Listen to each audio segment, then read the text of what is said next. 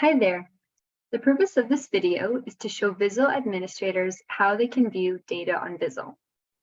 Once you're on your home screen and under the Admin tab, you will see the Data tab on your toolbar. Select this tab. It will now direct you into a new view. You will be on the Rethink site viewing your Vizzle data. If at any point you want to go back into your Vizzle site, you can select the Back to Vizzle option. From here, you have a few options. If you want to narrow down your search based on a specific school, educator, or student, you can do so by clicking here, where you will see options to narrow down your search. If you would like to view any of these specific educators, students, or schools, you simply need to select the ones that you want. It will tell you how many you've selected, and you would click Apply. If you do not want to do that and you want to see your school as a whole, you will not select any of those options. Another option that you have is to select the date range in which you want to view data. For instance, you could look at the past week, the past 30 days, the past year, or you could even come down and customize it to the specific date range that you want to see. You simply will select the start date and the end date. For the purpose of this, I will be looking at the last 90 days. Make sure you click that turquoise Apply button to update any changes you made. Here we have first our students and then our educators overview. We'll start with our students. We can see here that we've had one student log in, a total of one login, and this student has done 2 lesson activities. Below, we can see lesson plays by core subject area, so that will be ELA, math, science, or social studies. We can see the student has completed the 2 plays within English language arts. And then over here, we would be able to see if our student has done any lesson plays for other subject areas, such as life skills, art, or speech therapy. Once we've previewed this, we can look at the specific student who has logged in. The first option it will bring us to is the graph. So this will show you either cumulative or non-cumulative, depending on what you've selected over here. The default is cumulative. If I want to see per month, I can select non-cumulative.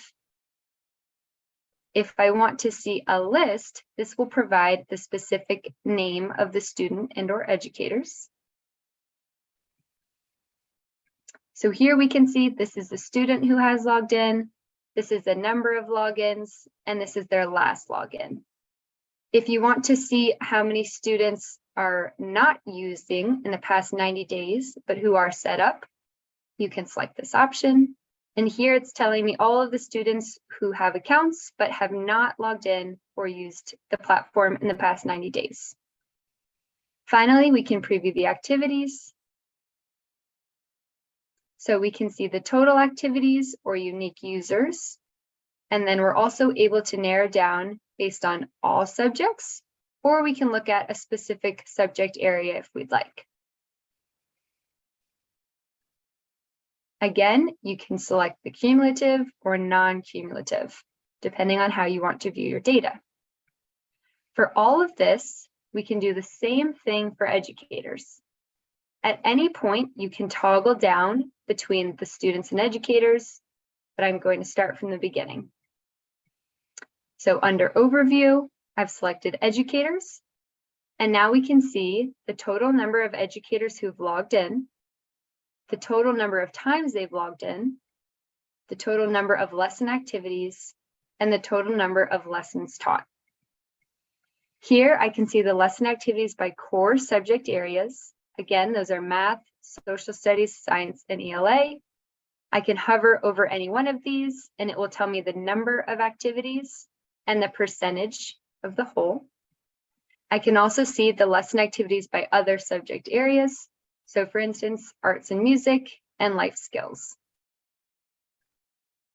If there are lessons taught by subject area, this is what we would see down here. Again, if I want to see which specific educators have or have not logged in, I can come up here to logins. I can preview on the graph, again, cumulative or non-cumulative, or I can see a list. If it has students selected, at any point you can select that and it will give you a toggle down option to educators.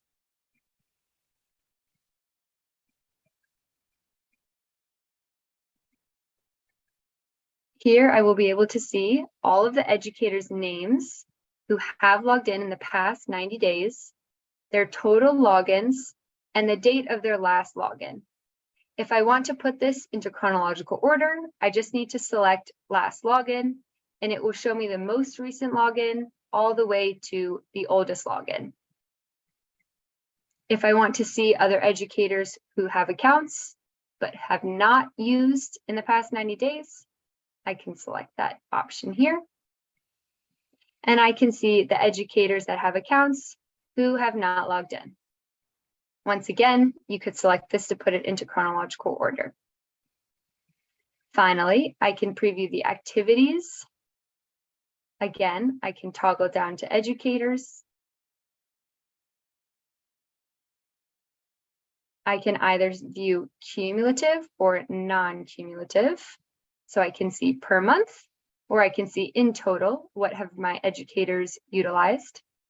I can look at their total activities, or I can look at unique users. And I can also preview all subject areas or within specific subject areas. All I need to do is select that subject area and it will update my graph here. And I can hover over them and I can see for each month how many within that subject area have been utilized. This was a brief overview of the new Vizzle data tab. Again, if you want to go back into your Vizzle platform, you'll select back to Vizzle over here. And if at any point you have questions, need support, you can always reach out to your professional services manager. If you're not sure who that is, you can always chat our Vizzle support to find out more. Thanks so much and happy Vizzling.